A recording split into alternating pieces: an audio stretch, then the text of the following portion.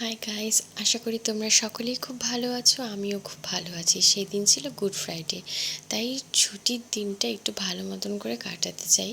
সেই কারণে সকাল সকাল স্নান সেরে দেখো, বাইরেটা বেশ বৃষ্টি বৃষ্টি ওয়েদার করেছিল। আমার ভীষণ ভালোই লাগছিল। আর বাড়িতে একা থাকলে না একটু আমার ব্লগ করতেও ভালো হয়। যেদিন আমার হাজব্যান্ড বাড়িতে থাকে সেদিন খুব একটা সুযোগ হয়ে ওঠে না, কারণ তার সাথে কথা বলতে হয়, তাকেও একটু টাইম দিতে হয়। আর বাকি দিনগুলোতে যখন আমি একা থাকি আমি চেষ্টা করি একটু ব্লগ করে তোমাদের সাথে শেয়ার করার। তো ফাইনালি স্নান সেরে স্কিন কেয়ারটা করে চলে এলাম পুজো দিতে। তারপর দেখো, পুজো দিতে এসেই ফার্স্টে আমি ঠাকুরের বাসি ফুলগুলোকে সরিয়ে নিলাম। আর আমার পুজো করতে না ভীষণ ভালো লাগে, তাই যখন আমি যেদিন ছুটি পাই সেদিন আমি ঝট করে স্নান করে আগে পুজোটা দিই অনেকটা টাইম নিয়ে। কারণ অন্য দিন যখন আমার অফিস থাকে আমি খুব একটা টাইম নিয়ে না পুজোটা করতে পারি না, তখন আমার একটু তাড়াহুড়োর মধ্যেই পুজোটা করতে হয়।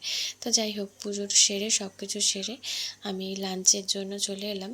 লাঞ্চে কালকে আমি নিয়েছিলাম এই একটা কচুর শাক নিয়েছিলাম। কচুর শাক আমার ভীষণ পছন্দের খাবার, তো আমাকে এটা একজন বানিয়ে দিয়েছে। আর নিয়েছিলাম ডালের সাথে কিছু সবজি, আর তার সাথে নিয়েছিলাম একটু পনিরের সবজি।